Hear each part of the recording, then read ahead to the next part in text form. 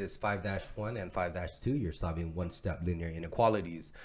This is number 2. You're going to solve each inequality and graph its solution. This is part 2. I'm covering the last 4 problems here.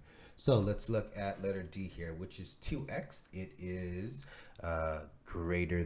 less than 18. So let's draw this line down the middle. Okay, so remember this is attached via multiplication when it's next to each other. So you're going to divide by 2 to both sides. This process, the 2 over 2 does cancel, making the number 1, leaving the x alone. Bring down that inequality symbol, doesn't change. 18 over 2 becomes 9. So now we can draw our number line. And then we have the number 0 and the number 9. This is open because there's no bar.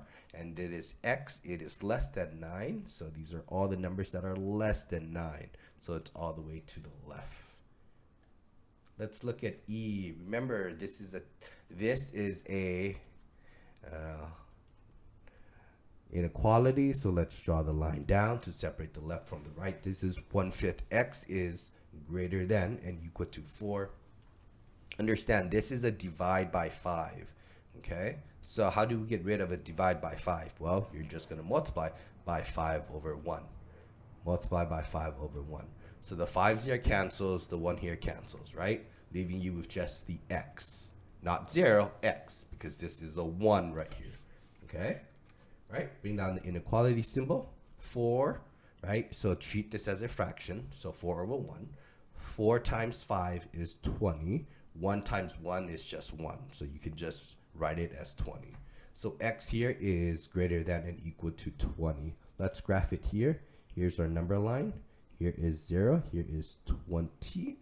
Okay. And this is closed here. And x is greater than and equal to. So it's all the way to the right because those are all the numbers that are greater than and equal to 20. Okay. Let's look at F. Okay. Let's see how it's attached. It's again attached via multiplication. Right? I'm just going to draw my line down here to separate the 2 problems. Okay, so how do I get rid of the 5 that is attached in front with the multiplication? So you're going to divide by 5 to both sides. Divided by 5 to both sides, -10 divided by 5, it is -2.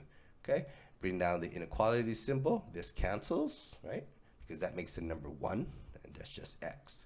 Okay, this is a good answer, but it is best to have the letter on the left. So let's just flip-flop everything here.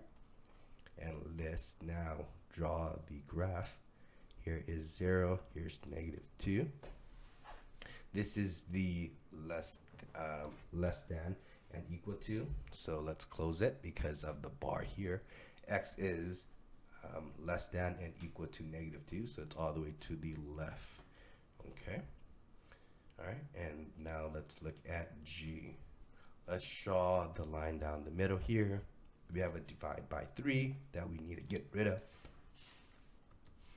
To get rid of that divide by 3, we multiply. We multiply by 3 over 1. We're going to multiply by 3 over 1. Okay, so this 3 cancels, those 1s also cancel. Okay, leaving you with just an x. Bring down that inequality symbol.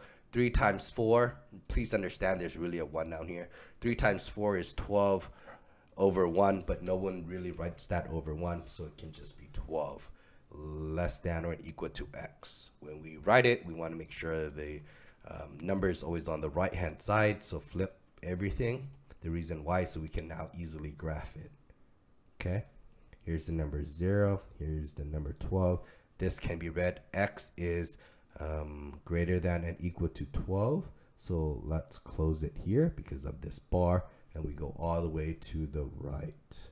Okay, there you go. All right, so I just want to make sure that you can do these 2 problems. These require the inverse operation of either dividing or multiplying, and also remember that the letter should always be on the left, so it's easier to read for us to graph.